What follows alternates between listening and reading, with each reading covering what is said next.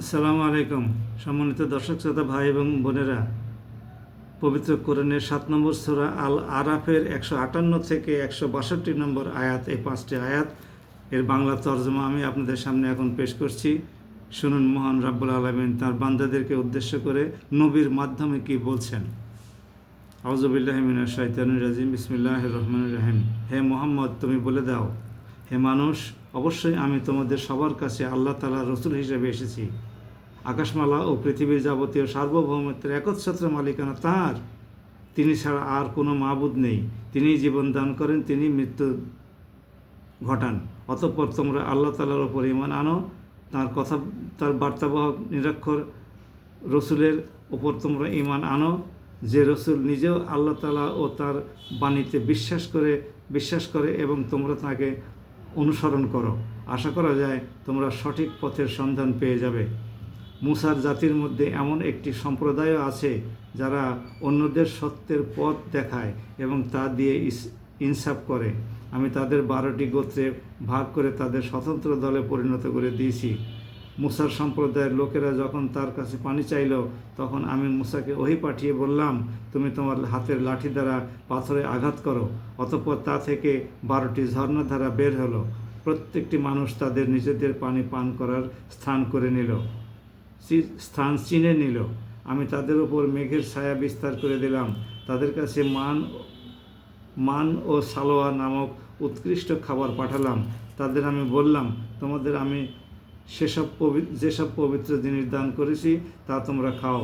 আমার কৃতজ্ঞতা আদায় না করে তারা আমার ওপর কোনো জুলুম করেনি, বরং তারা জুলুম করেছে তাদের নিজেদের ওপর। যখন তাদের বলা হয়েছিল, তোমরা এই জনপদে বসবাস করো এবং সেখান থেকে যা কিছু চাও তোমরা আহার করো, তোমরা বলো, হে আল্লাহ, আমরা তোমার কাছে ক্ষমা চাই।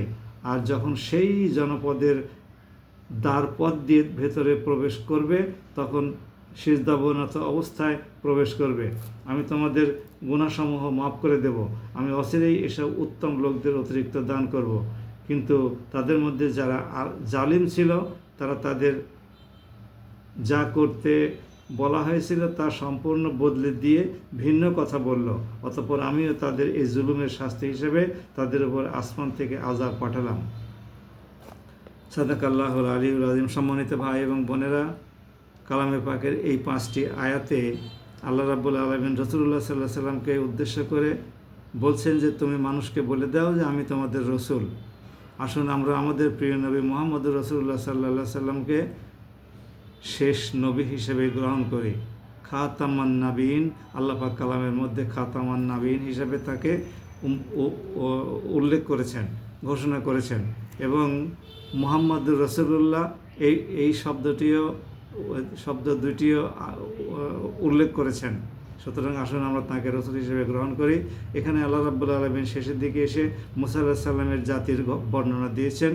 তিনি কিভাবে তার 12টি গোত্রের সবাইকে আলাদা আলাদা ঝর্ণা থেকে পানি পান করালেন সে ব্যাপারে বলেছেন এবং তাদের নাফরমানির ঘটনা বর্ণনা করেছেন। আসুন আমরা আল্লাহর ইবাদত করি, আল্লাহর নাফরমানি করি, যে কাজগুলো উনি নির্দেশ করেছেন সেগুলো করার চেষ্টা করি, যেগুলো না পারি সেগুলোর জন্য আল্লাহর কাছে ক্ষমা প্রার্থনা করি। আল্লাহ পরম ক্ষমাশীল এবং অত্যন্ত দয়ালু। সবাই ভালো থাকুন। আমার এই ইউটিউব চ্যানেলটির নাম ডক্টর আতাউরস অ্যানালিসিস। আপনারা মেহরবানি করে সাবস্ক্রাইব করতে পারেন এবং পাশে থাকা বেল আইকনটি ক্লিক করলে আমি যখনই কোনো ভিডিও দেব আপনার কাছে সঙ্গে সঙ্গে নোটিফিকেশন চলে যাবে।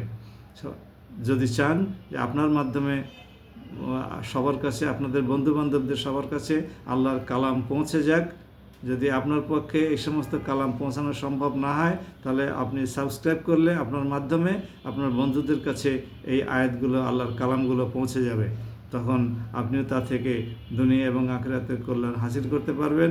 সুতরাং আপনি সাবস্ক্রাইব করতে পারেন। সবাইকে রমজানের শুভেচ্ছা। সামনে ইফতার। ভালো থাকুন। আসসালামু আলাইকুম।